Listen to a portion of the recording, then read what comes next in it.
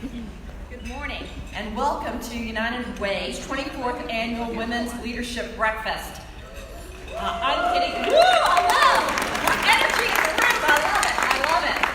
This is always one of my favorite events. I always feel so inspired being surrounded by so many women who are making so much happen every day, and that you take time out today to go the extra mile and give back to the community just says so much about who all of you are. So let's give a clap for everybody that's in here.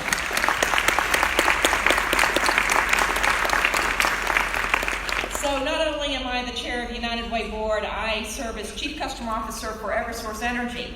I know a few of you actually made it to this event in the dark, so thank you for those of you who are without power this morning. I do want to apologize in advance in that I have been on many phone calls already this morning, starting very early in the wee hours of the morning, and I must leave to join our incident command response to restore the customers that are out of power across our 3 states. So let me apologize in advance. I hate to miss most of the breakfast, but I did want to be here to welcome all of you and to introduce this amazing program that we have here today. So this organization, United Way's Women United, was founded and led by women, and it's like no other women's group in the world. It honors the power and influence of women in philanthropy. Women United focuses on the challenge women face in their lives. For some, it's the challenge of being a mom, as my son was asking for a PB&J this morning, and for others, it's the challenge of building a career, and for still others, it's the challenge of helping those who need it most. And overcoming those challenges may not be easy, but it is always worth it. This morning, none of this would have been possible without the support of our generous sponsors. They are so important to all of our causes. Let's give them a round of applause.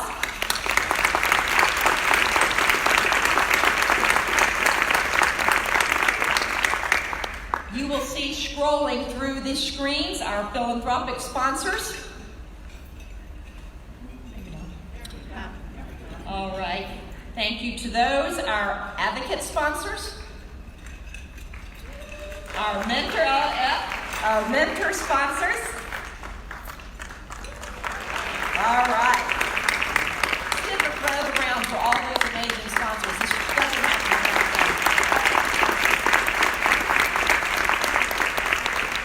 I'd also like to take a moment to thank the members of the Women's United Executive Committee for their leadership, commitment, and passion for this event. They have filled the room as they do every year, and they work all year planning this event. So let's give them a round of applause too.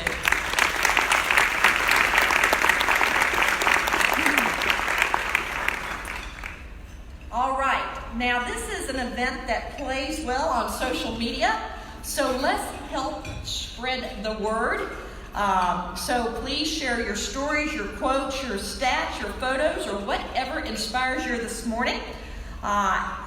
We have 2 hashtags, hashtag Women United or hashtag Women's Breakfast. And we want to see this trending on social today for our area. So let's take a moment to share our thoughts as we are inspired this morning.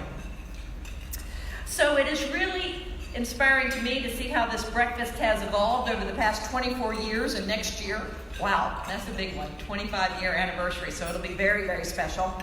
Over those years, we've been inspired and moved by many personal stories of individuals and families who've been helped by Women United. At previous breakfasts, you've heard from an amazing array of speakers, including the late Cokie Roberts. And breakfasts like this have increased awareness of the issues facing our community and raising millions of dollars in support for those issues. I know many of you have been to the breakfast several times. I know I have. And we thank you for your attendance and generosity. And for some of you, it may be your first time. But no matter, you've enjoyed and you're joining an amazing group of extraordinary women. And speaking of extraordinary women, there are 1,600 members of Women United in the group each year, and they have contributed $10 million. Let's give a round of applause for Women United.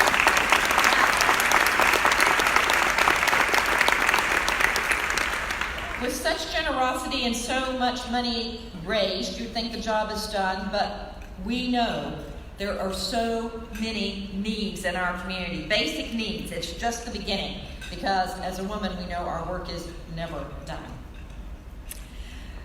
So I ask you to please support to our cause today. Your pledge card, I knew I forgot something and that was it. So your pledge card is at your, I'm supposed to hold it up. Your pledge card is at your table, and it has directions on how to give. And you'll hear more about that. Carolyn's going to give you some more information about that. And because of all of you, the funds raised through this breakfast will go directly to United Way's invaluable network, Changing Lives. And now, it is my great honor to introduce two extraordinary women.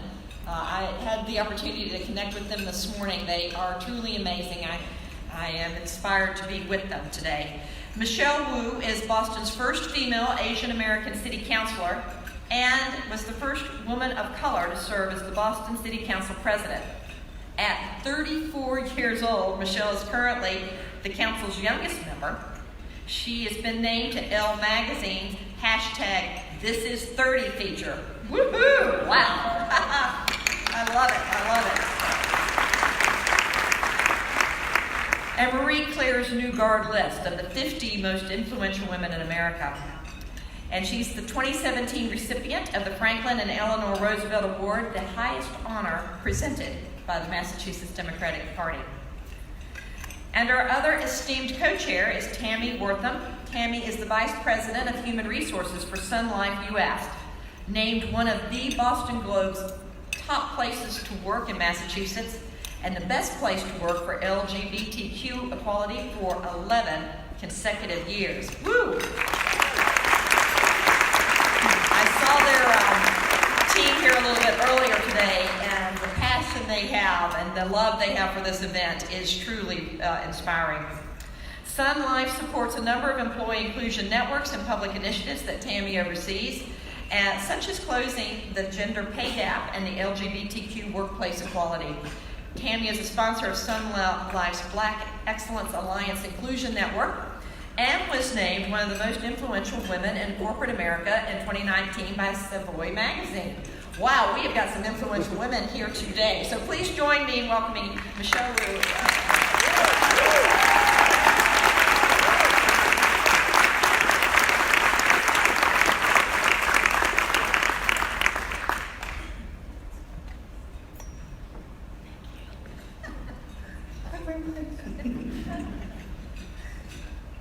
Good morning, everyone. We're excited to be here.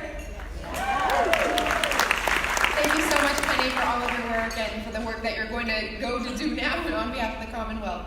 Good morning and welcome, extraordinary ladies and gentlemen. I am so happy to be here with you all this morning as co-chair of the Women United Leadership Breakfast, along with the fabulous Tammy Wortham. Hello, everyone. I'm Tammy Wortham, and fabulous? I mean, come on. What can I say, right? We are loving the energy in this room. As Penny mentioned, these are incredible events, and you all just really bring it. I think I can say that. Is that out of touch now? Anyway, we'll get it. Anyway, I know many of you are members of Women United, and like me, you do this because you believe in the power of women to create change. Since seeing you women leaders, I'm reminded that each of us has a responsibility as mothers, as daughters, as friends, as leaders, as legislators, but there's still countless individuals that need our help through United Way. And that help starts for many in childhood, during the most formative years of the child's life through quality early education. Access to quality early ed is an issue that's near and dear to my heart as a mom, and also really important to United Way. There's an overwhelming consensus among educators, doctors, and academics that early childhood education is critical. Unfortunately, too many families struggle to find and afford options, and then everyone loses out. Early childhood ed is not a singular system. It's a constellation of public, community-based, nonprofit, and corporate providers. In addition to our public schools, we need to lead the effort to tie together this universe of quality, private, and community-based providers. Every dollar invested in quality early ed for our youngest Bostonians, our future workforce and leaders, sees a tenfold return. I just want to say that one more time. Every dollar invested in early education sees a tenfold return in healthcare and public safety costs avoided, future earnings, family stability. And this is where United Way comes in. Investing in all of our kids is fundamental to building the city and community they deserve. Thanks, Michelle. Think about it. Babies start learning as soon as they open their eyes. They explore, they trust, they stretch boundaries, all that are incredibly so vital to a child's social development. And as we know, a safe and stable, financially secure household is really critical for those babies to survive. So more than 70,000 of our community's babies are living in households with an average annual income of $38,000. Think about that. How stressful it must be for these parents and guardians to adjust to life, to a new baby, right? Figure out if they can take time off to not only recover, but also take time to bond with their baby. And in some cases, they have to do that with only making about $38,000 a year. Then we have the huge cost of childcare. As my sister once told me, once her children get into school, it's like getting a raise, right? That's what she said. She's like, I'm so thrilled. I'm going to be getting a raise soon once they go off to school, so thanks for that. So if you think about that level of stress, think about affording daily meals and then adding on the stress of childcare. Affordable quality childcare is so important to babies to meet developmental milestones and to enter school ready to learn. Living with the stresses of household insecurities, financial instability, lack of food or childcare disrupts the building of a child's foundation. These hardships can cause all children to fall way behind their peers, and it often snowballs, creating social, emotional, and educational issues that can continue to impact these children well into adulthood. But not a gloomy subject. The good news is United Way provides solutions. United Way has dedicated almost 10 years to helping thousands of parents get their young children off to a solid start with, for example, our community baby shower. You're going to be hearing more about that. The community baby shower is no ordinary baby shower. Oh, I'm sorry, wrong page. You'll hear more about that in a little bit. One of the things that you'll also know that they do is they actually handle the Drive initiative. This is a universal program, screening program that provides resources and data to help parents support their children's learning and development. Our partnership with the best early education and intervention partners like Boys and Girls Club, Catholic Charities, Family Aid Boston, Nurturing, and Roca. These programs ensure parents get the support services, hands-on parenting, workforce training, and more importantly, the hope that reassures that they need what they need to keep their families striving. Women United has been deeply involved in the progress of these United Way programs that care for our youngest learners. And I get to be the one to talk about this community baby shower program, which I love so much. So just for a little background, United Way has dedicated almost 10 years to helping thousands of new parents get their young children off to a solid start through our community baby shower. The community baby shower is no ordinary baby shower. It connects new and expecting parents experiencing economic hardship with maternal and early education, resources, and other education. The baby shower is also a true celebration, providing gifts, food, and friendship. And I'm so excited about the 10th anniversary of the baby shower coming up this April, 10 years. I encourage all of you to find out more and join me next April at our community baby shower. So we'll get into that a little later, but right now there's someone I'm very proud to introduce this morning, Mr. Mike Durkin, President of United Way Mass Bay and Merrimack Valley. Mike has spent We'll get to clap for Mike in 1 minute. Mike has spent the last 42 years of his life, his entire career since leaving Boston College, dedicated to helping those in need. Mike is retiring next year, and that he's going to be missed is quite the understatement. Because let's face it, our world can never have enough Mike Durkins. So ladies and gentlemen, please welcome to the Women United Leadership Breakfast, Mr. Mike Durkin.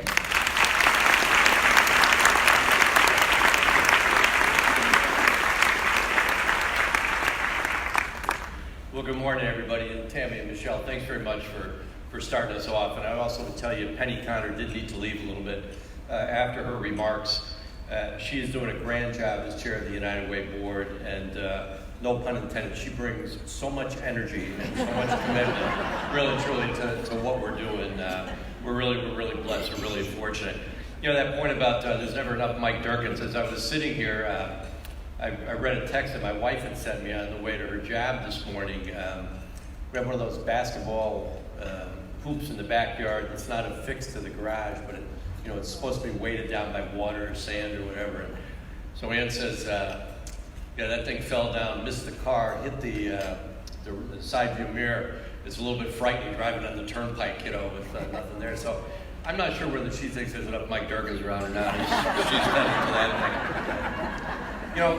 thing. Really and truly, what this does this morning is brings together you all as great people who are making a profound impact on the community, and we can't thank you enough for that. We're fortunate here also today to have several of our board members. Carolyn Murphy, you're going to hear from a little bit. Penny, at the risk of missing any, Pam Herbst, Jan Cooper, and many others. And they're all in. We had a board meeting yesterday morning, and they're still in here today. So the energy that comes out of this morning that goes to the work that Michelle and Tammy spoke about is making a real difference day in and day out in the lives of individuals. I would also tell you that as was mentioned, we've had a number of great speakers over the period of time, but honest to God, I have not heard the excitement like I have for Sarah Hurwitz being here with us today. People are just, Sarah, they're ready to hear from you. We're delighted that you're with us today. Although this does not run coincident with my pending retirement, our daughter had a baby about a month ago, and she had her husband, and thanks. I had very little, generationally, a couple generations I had something to do with it. I really didn't do with this go-around. But they're out in Ann Arbor, Michigan. Her husband is doing his medical residency at the University of Michigan, so he's out full tilt, and we were out there visiting. But what really struck me is, once my wife and I leave, Kathleen's there with the baby, pretty much 12 hours a day while he's, doing his deal. And so the question that really hit me was, who helps, right? And they're in a fortunate position. They got friends, and they've got the pieces that they need to begin to pull it together. But for those of you who've been in that situation, you reach the end of the day, and you still got time, but you're out of energy, and you're out of resources. So who helps?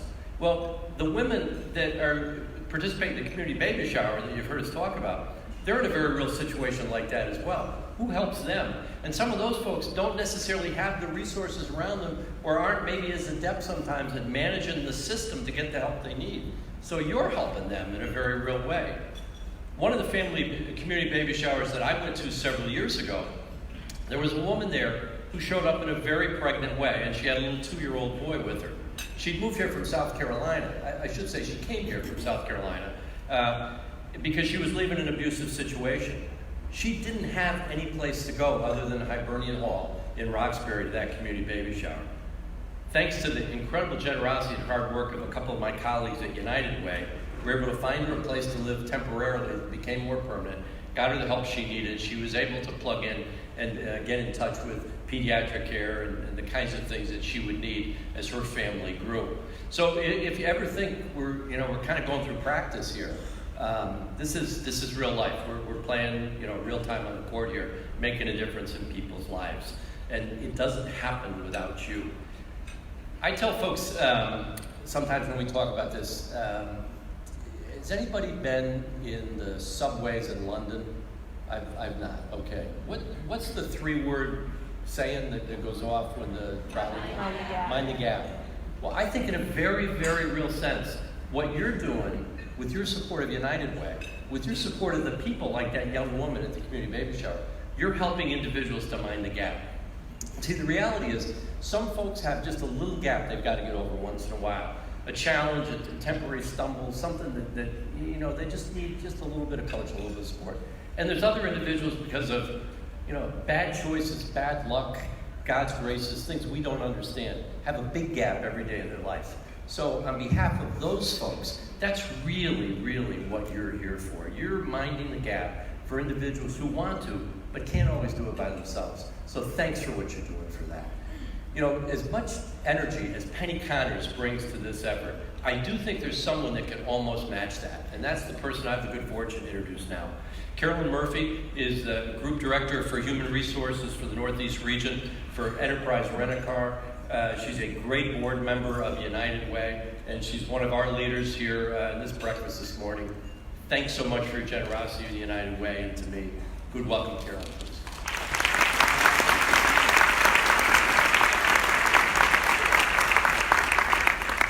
Thank you. Boy, that's going to be quite the label to live up to today.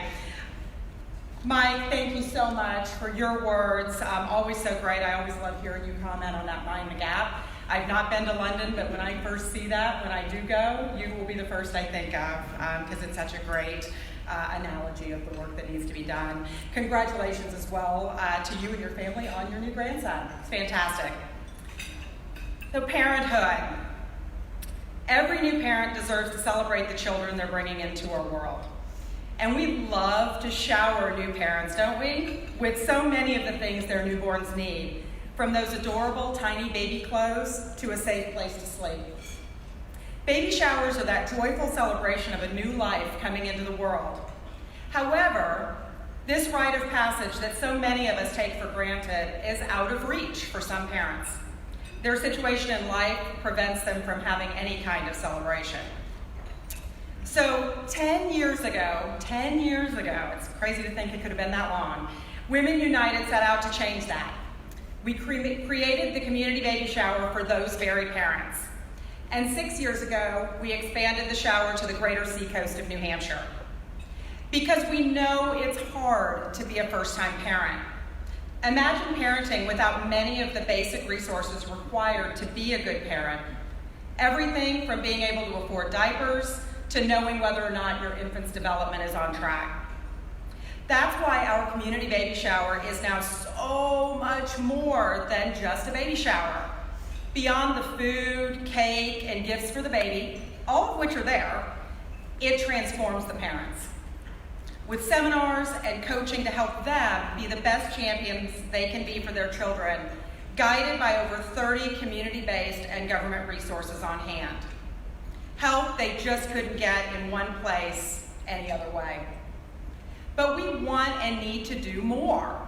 The Community Baby Shower has been a terrific, proven program. In 2019 alone, over 300 new and expectant families benefited from the programs and services received at our baby showers. And now we want to expand it. We want to do more baby showers in more locations. So I guess the challenge I have today is, will you help make that happen? Our goal is to raise $50,000 today, like right now, to help expand the shower to 2 more communities, which will help and honor hundreds of additional parents and their little ones. Now, I know that many of us are here today because of the companies that we work for paid to sponsor this event, sponsor the table you're sitting, and the breakfast you're enjoying this morning. And that is absolutely terrific. We appreciate that generous support from our community partners so much. But you may be wondering, what can I personally do to help? And the answer is, you can do a lot. The side screens will hopefully start showing a bit of what your dollars do with the community baby shower and the work in the community.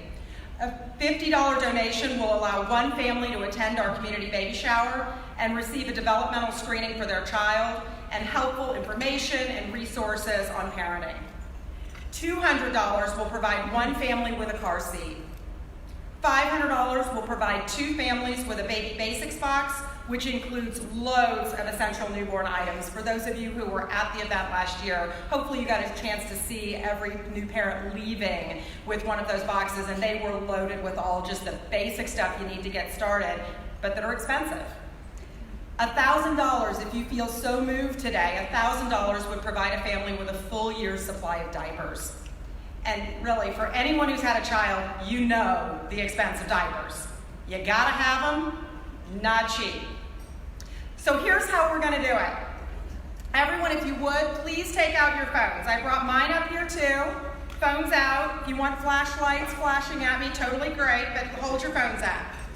Okay. I don't see a lot of flashlights, but hold them up. Please pick us. You got that. We are going to use this communication device to do an incredibly powerful thing. We're going to use it to donate with. And I'm going to walk you through how to do that. You don't want to listen to me, you'd rather read it. The instructions are on the screens, and they're on the back side of the volunteer card that was on your seat. So, okay, here we go. So let's start with open a text message and type in 41444 in the to box. 41444 in the to box. Okay? Next, in the message field, type in this order. Don't really overthink it. As long as it's on there and it's in this order, you're in good shape. New mom. Make sure it doesn't autocorrect and it says new mom, N-E-W-M-O-M. The dollar amount you wish to donate, and then your first name, your last name, or you can just type in anonymous. If you don't want your name scrolling on the screen here, which is what it's going to do in a minute, then just type anonymous. But otherwise, new mom, dollar amount, first name, last name, and then hit send. Boom. Easy enough? We got it? Okay, well, we'll start seeing what it looks like now. Our goal is to raise $50,000 right here today before the breakfast is over. So let's do it. Do I have lots of sends? Hold up phones if you've hit your send. Whoop, we're going. 13. We're jumping. Let's keep going. You can always text again. This is fantastic. 169. Feeling like there's more than 169 in the room. Everything helps. 25. Oh, more than halfway there. Oh my gosh. Look at the collective power in this room. 195. I know we've got more than 195 people here. Everything helps. Let's keep it going. 27. I feel like I'm an auctioneer. 30,000. Can I hear 30? Hear 30,000. Almost.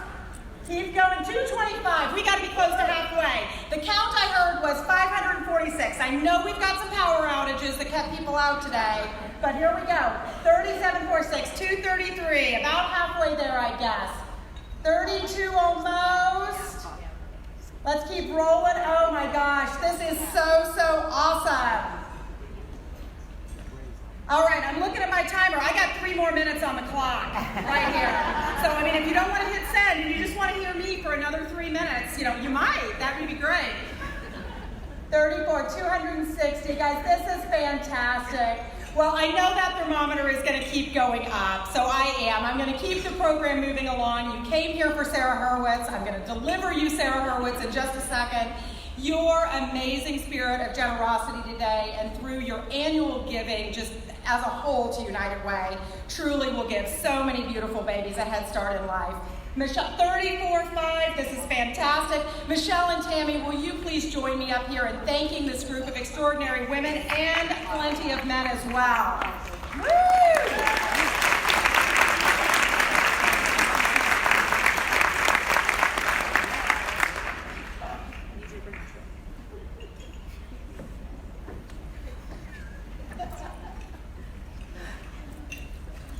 Thank you so much, Carolyn. You are such an inspiration. Can everyone give Carolyn another round of applause? She's an amazing job up here. And thank you to everyone for getting us closer to that goal. I know you'll keep going through the breakfast. It's just incredible to see the generosity in this room. Both Tammy and I are truly moved by all of the women and the men in this room who have joined us today to support United Way. So thank you so much for everything that you've done today and that you'll continue to do. So think about it. If you look around this room, you can see firsthand the value of coming together and that we are extraordinary together. But I want you to think about something else today. Think about that moment when you last felt really good, right? The day in which you woke up and said, today is going to be something different, it's going to be something more. Well, guess what? I bet that day involved someone else, right? That day involved a day when you said, I'm going to do something bigger than myself. I'm going to do something bigger than my job. Maybe it was a day that you decided to do something that just came from your heart. I have the great pleasure of knowing women throughout my life who take time every day to do something that fulfills their heart. Being that they're planning an incredible pride event, or maybe they're thinking about how to donate for their children's charities, for their children's events, or maybe even doing local podcasts or webcasts. But I realized one thing about all these women that means so much to me is they recognize that they take one extra step that day to do something more, something bigger than what they are, because they understand the power of women. So guess what? On each of your desks, there's another little card. And this card just talks about volunteering. And I know what you're thinking, right?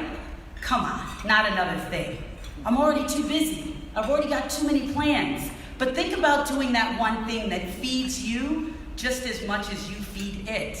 So yes, it's about baby showers, it's about donations, but the one thing that you're gonna get that others won't is you'll get something that feels good here. And that will pay you back time and time again. So I'm thrilled to be a part of today's event. I know that we're extraordinary together. I can see it. Look at how extraordinary Michelle is. My God, I'm still in a little bit of fangirling up here. I'm sorry. Give me a minute. But I need you guys to understand that today is the day that you want to say, I'm going to do something a little bit more. So yeah, it's a card, but I want you to think about it as a way to feed your soul. How about that for this morning? Michelle? And now to keep the excitement going, it is my honor to introduce our distinguished keynote speaker. During the Obama administration, Sarah Hurwitz served as head speechwriter for First Lady Michelle Obama and senior speechwriter for President Barack Obama. And she was chief speechwriter for Hillary Clinton on the 2008 presidential campaign. Sarah graduated from Harvard College and Harvard Law School, and she's just published her first book, Here All Along: Finding Meaning, Spirituality, and a Deeper Connection to Life in Judaism, after finally choosing to look there. While she lives in Washington, D.C., she grew up local in Wayland, and she's here to start our morning off sunny side up. So please join us in welcoming Ms. Sarah Hurwitz for a chat.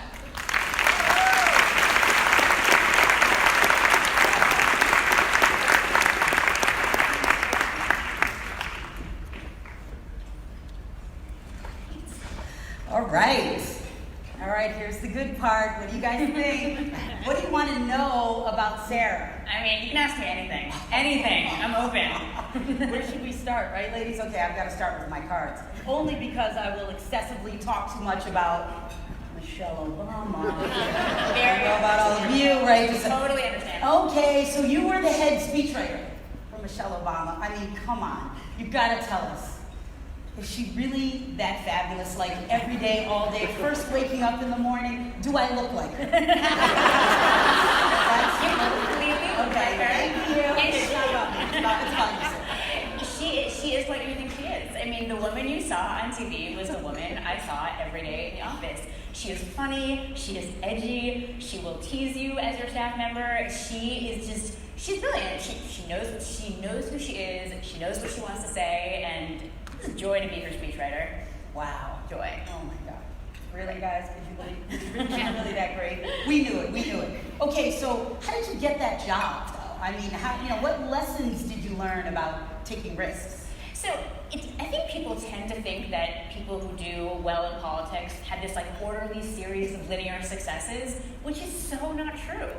I got my start as an intern in Vice President Al Gore's speechwriting office, which will date me a little bit. And the guys I interned for helped me find my first job after college, which was as the assistant to the speechwriter to the lieutenant governor of Maryland, which was roughly as glamorous as it sounded. I was commuting 3 hours a day round trip. I sat in a windowless cubicle next to the bathroom, and I quit after 9 months. Then got a job as a speechwriter for a U.S. senator. I don't know why they hired me. I could not write a speech to save my life, and after 9 months, the chief of staff sat me down and was like, I hear you're thinking about going to law school. You should do that. As soon as possible. Not subtle at all. Went to law school. My third week of law school, I met this guy named Josh Gottheimer, who is now a congressman from New Jersey. He was one of my classmates, and he had been a speechwriter for President Clinton before coming to law school. So we started freelancing together, and our third year of law school, he said, we have a new client. It's kind of a full-time gig, and it's kind of in Arkansas. I was like, Josh, it's September. We have evidence tomorrow morning at 8 a.m. Like, we can't do it. And he's like, no, it's fine. Just move to Arkansas. We'll figure it out. I said no. He said, come for a couple days. I did. Turned into a couple weeks, a couple months. Okay, this was for General Wesley Clark in the 2003 primary for president. Clark lost. We then graduated from law school. Josh got me a job writing for Senator Kerry, 2004. Hillary lost. So then I was a lawyer for a couple of years, and Josh calls me and he says, Hillary Clinton is looking for a chief speechwriter. You should apply. And I said, no, I'm not qualified. Which, by the way, I've been deputy chief speechwriter on 2 presidential campaigns, but like, no, I'm not qualified. He calls me a month later, they're still looking, no. A month later, he calls me and he says, they might hire co-chief speechwriters. I think that's how they'll do it, so would you apply for that? I said, sure, that's like a team, it feels safe. I apply, I interview, I meet Hillary. Josh calls me and says, you got the job, but they just want you. No co-chief speechwriter. I thought like, oh, now I'm stuck. Yeah, so did the job, Hillary lost. So I just want to take a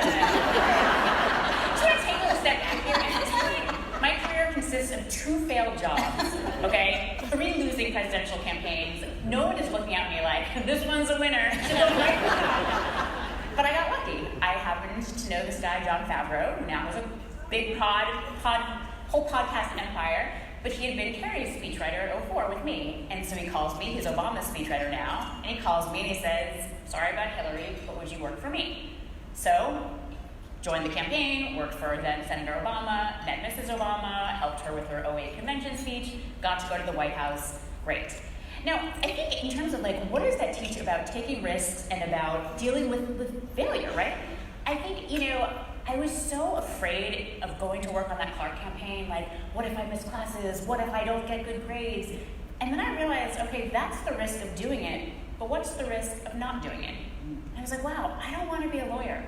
And I'm just coasting down this path to a very impressive and prestigious career, right? Which everyone would think was really great and I looked so successful, but it wasn't my path, right? I was living a life I didn't want to live. And I thought, wow, the risk of not doing it is much higher. So I think when you're contemplating a risk, think about the risk of not doing it. Important lesson. And I will tell you, in terms of like, don't say no to things that you're actually qualified for, right? I was qualified to be Hillary's speechwriter, and I was afraid. And I think I had to be tricked into that job. And it is just so important, especially as women. We did all the studies show. It's like, oh, I only have 99% of the qualifications. I'm missing that one. No. Whereas guys are like 45%. So, you gotta take that leap. So important. So good, so true. So, along those lines,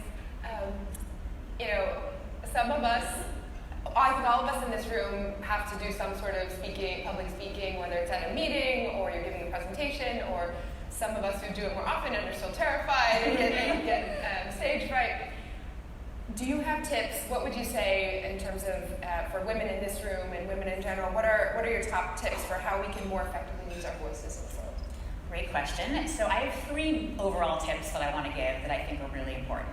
Number 1, talk like a human being. I cannot tell you the number of times you meet someone and they're funny and they're warm and they're smart and thoughtful, and they get behind a podium and kind of lose their mind, and they're like, good morning, it is the greatest pleasure of my achievement. You're like, who is that person, right? And I think in politics it kind of manifests itself as this like weird jargon, like, we need to put hardworking American middle-class family value dreams number 1 middle class. Like, you would never turn to your spouse, your friend, your son or daughter, and be like, sweetie, I'm just thinking, we need to put hardworking American middle-class family value first. Like, you don't do that. In business, which I think many of you will relate to, it's all this jargon, like, we really need to leverage our platform to unsilo our verticals in order to achieve transformational, happy results. Like, no one knows what you're talking about. Have you ever turned to your spouse and been like, honey, I think we should really catalyze our platform to leverage some movie tickets? Like, people don't talk that way, right? If you wouldn't say something to one person, don't say it to many people. Right? It doesn't actually get better. Important lesson.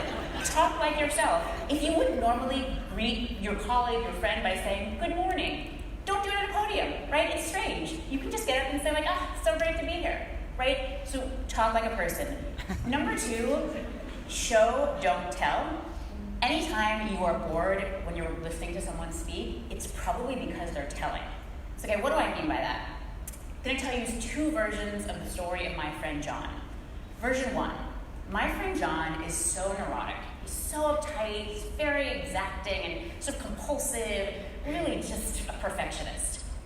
Version 2, I left my friend John alone in my kitchen for 10 minutes, and when I returned, he had organized my spice rack in alphabetical order, and he was busily centering the magnets on my refrigerator with a ruler. Now, if I call each of you tomorrow morning and I ask you, which do you remember, the 5 adjectives or one of the 2 images? You're going to remember the images, right? You want to be able to see this. And a real-life example is Michelle Obama's 2016 convention speech, which she didn't start that off by saying, you know, my kid's first day of school in the White House, I was anxious, I was nervous, I was afraid, I was scared, adjectives, right? Blah, blah, blah. What she said is, you know, I sent my girls off to school in these big cars with all these large men with guns, and I saw their little faces pressed up against the window. Right? Like, you know she's scared, right? She's not telling you, she's showing you, and you remember that image. So show, don't tell. And then the last and actually probably most important tip is say something true. But I think so often when you're doing some kind of public speaking thing, the questions you ask yourself are, what will make me sound smart or funny or powerful, or what will make the audience love me? Great questions, definitely ask them. They are not your first question. Your first question is, what is the deepest, most important, and most helpful truth that I can tell at this particular moment? Okay, just get really still with that question and make sure you know the answer. Now, I would recommend just going out there and blurting out that truth. You then need to ask those other questions. Okay, how can I tell this truth in a way that the audience can hear? What parts of this can I tell? What parts of this can't I tell? But you need to know that truth, or else it's just going to feel kind of weak. It's going to feel like it's missing its beating heart. And I think just a final tip, especially for women, so many women tell me, I'm not comfortable being aggressive. I'm not an assertive person. That's great. Don't be something that you're not comfortable with. But what about thinking about it as enthusiasm? Right? Like, it's not like, you have to do this, I want this. I'm so excited about this, I feel so strongly and so passionately. If that feels more comfortable for you, do that, right? It's a small tweak, but that's a tip I give a lot to women, and I think it's helpful. That's amazing. Okay, I'm memorizing all those. Next speech, guys, watch out. You don't need help. You're doing great. So, getting beyond the words to actually actions and kind of catalyzing, right? Leveraging our transformational results. So the theme today is extraordinary together. And how do you think women can work together in that extraordinary way? You know, I remember at the White House, the senior women, they had something which they called the shine approach, meaning that if they were in a meeting and a woman was talking and sharing an idea, sometimes what happens is everyone's like, meh, I don't know. And then 2 minutes later, a guy says the same idea, and everyone's like, Bob, genius. And so I think they kind of noticed that was happening. And so they decided to do this thing called shine, where when a woman said something, made a good point, another woman would echo it, would shine light on it, be like, oh, hey, Jane just made that point, which I really think is smart, and here's why. Right? So they were kind of constantly shining light on each other and giving each other supports to kind of amplify their voices in meetings. So I think that's something women can do. I also think it's very important for women to be aware of the informal networks in their office. I remember seeing a woman who had been very senior in a presidential administration. I don't remember which one. I think it might have been the Carter administration. And she worked so hard. She put her head down and she wrote the best memos. Her memos were magical. And she was there till midnight and she handed her brilliant memos. And her colleagues wrote these kind of sloppy memos and they left at 6 p.m. But their ideas kept getting adopted by the president and hers didn't. She couldn't figure it out because her memos were amazing. And then she realized those guys were leaving at 6 p.m. to play tennis with the president. So what was happening was those guys were getting their ideas heard directly by the president. And I think it is important to realize that there are a lot of informal networks going on in your office, right? When folks are going out for the happy hour or they're kind of chatting at lunch, that's not just social time, right? Those are moments where people are exchanging bits of information about how the office works, right, about how to be successful, about what's going on. People are getting a lot of really important information, and I think I'm the kind of nerdy introvert who just wants to do the work, and that all seems silly to me, but I learned pretty early on in politics that it's actually important to do those social events, to do those informal events, because you learn a lot about how to be successful in an office. And I found, as we've seen the number of women increase on the Boston City Council, going from 1 to 2 to 4 to now 6 out of 13, that it's also possible as women to shape how those social events take place. That it's no longer needing to be, late night when we need to be home putting the kids to bed. Exactly, right? You can actually, and I think a lot of times those social events have been sort of around the male. They've sort of contemplated a man with a wife at home and kids. Like, that's not the case. That's not what families look like. Families look all different ways now, and how can you have those informal networks actually be accessible to people of all different family backgrounds? Yeah. So returning to your trajectory for a moment, you had gotten us through your speech writing career. So tell us a little bit about after that. Why did you decide to write a book on Judaism after leaving the White House? And maybe not necessarily what people would have expected you to do. No, it's really not. I would run into my colleagues after leaving the White House, and they would say, like, oh, what are you up to? Say I'm writing a book. And they would say, oh, great, like speech writing, political memoir. And I was like, no, it's a book on Judaism. And they would be like, wow, okay, oh, great.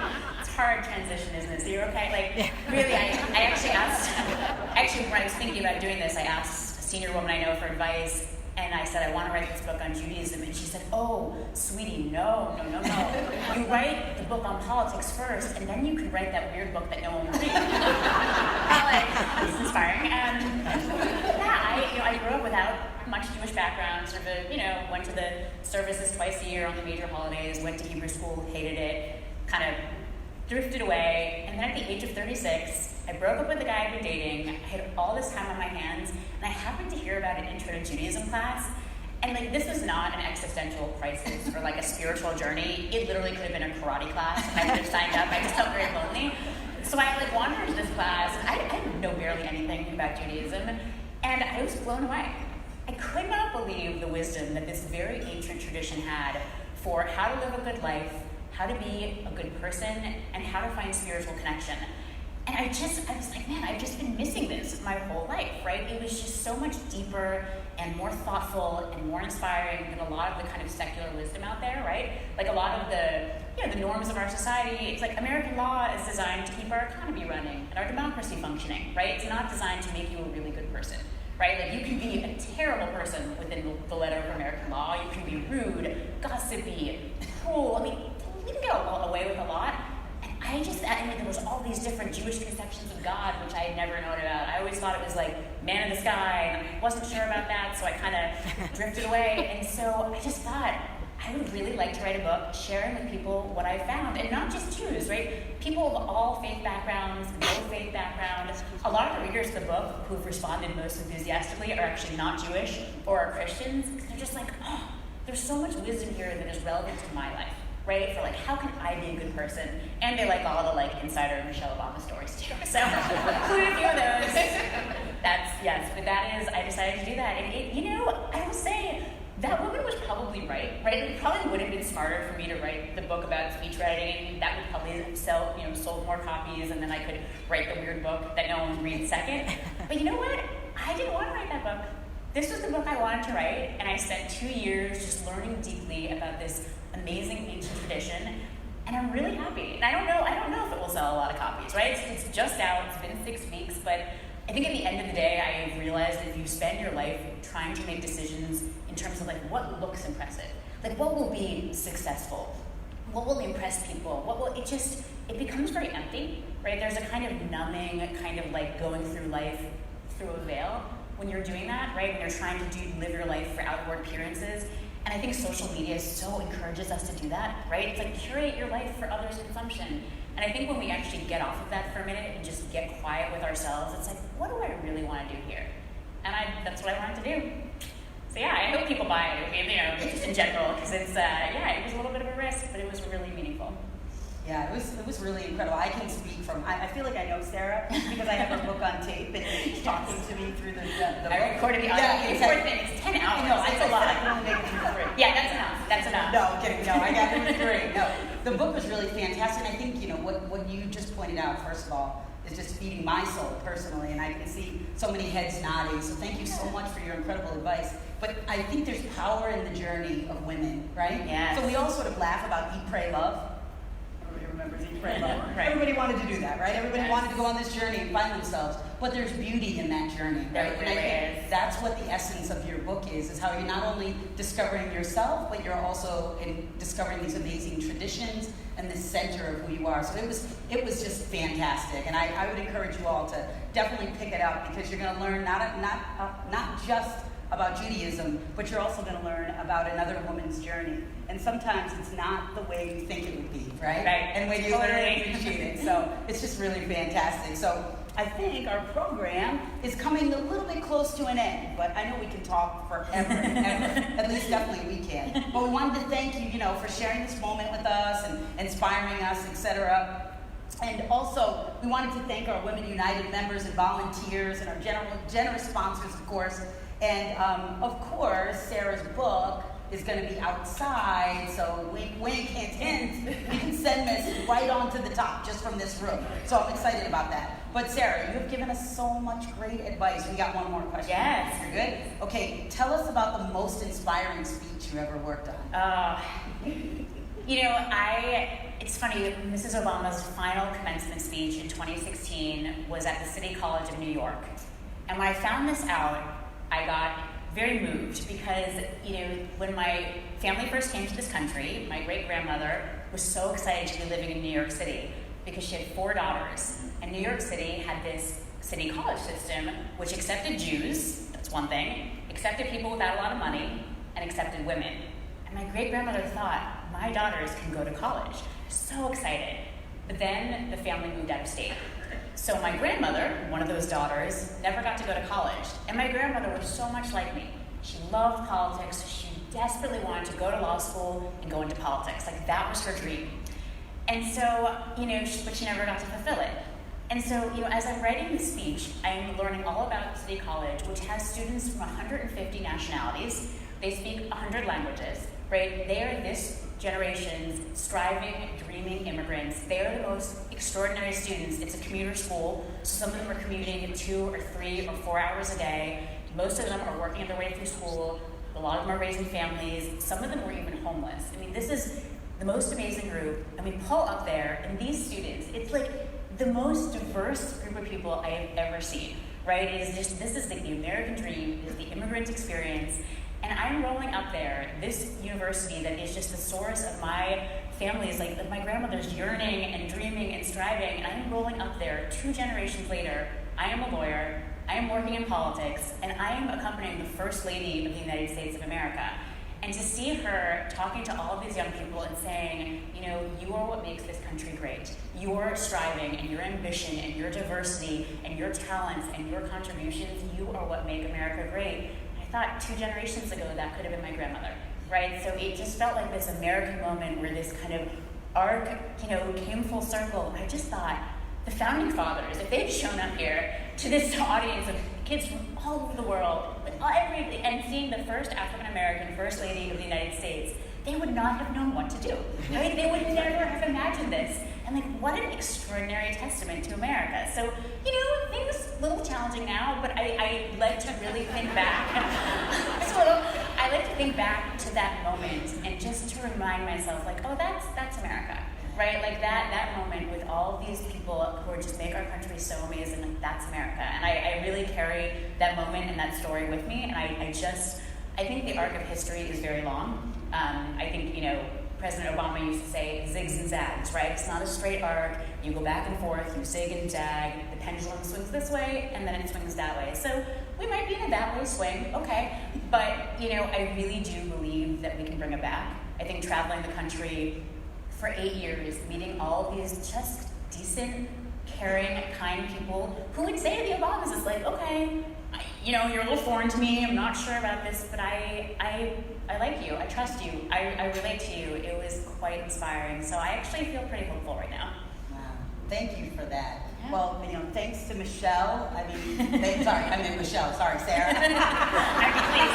Please do Michelle Obama anytime. Michelle, and obviously, I know, easy, the other Michelle. Definitely thanks to Sarah. Thanks to Michelle. You've done such a great job of inspiring us. That's what this morning is all about. Sometimes it just takes a little bit of coffee, a little bit of orange juice, sitting in front of some incredible women where you just feel fulfilled, right? Exactly. And you've done that for us today. Oh, So thank you. so What much. you all are doing is so important. This is the most important work, and it is such an honor and such a privilege to be here and to support this. I'm just in awe of all of you, so thank you. Thank you. And Michelle, thank you so much. Seriously. Fantastic. Today.